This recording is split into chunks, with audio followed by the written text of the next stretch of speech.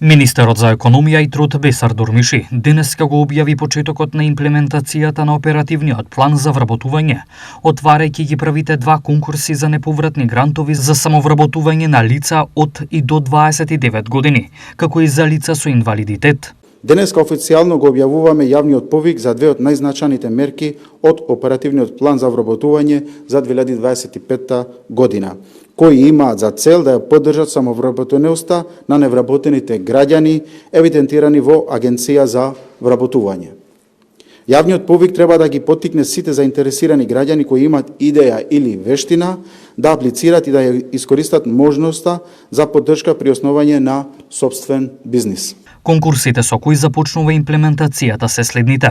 Првата мерка е намената за лица постари од 29 години и предвидува финансиска поддршка во износ од 430.500 денари за основање на нов бизнис.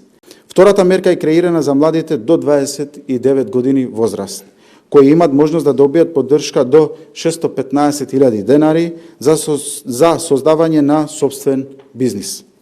Двете мерки вклучуваат и обука за претприемништво, изработка на бизнис план според стандардниот модел на Агенцијата за вработување, како и менторство во трајање од 6 месеци за целните групи. Целта на овој оперативен план според Дурмиши е следната.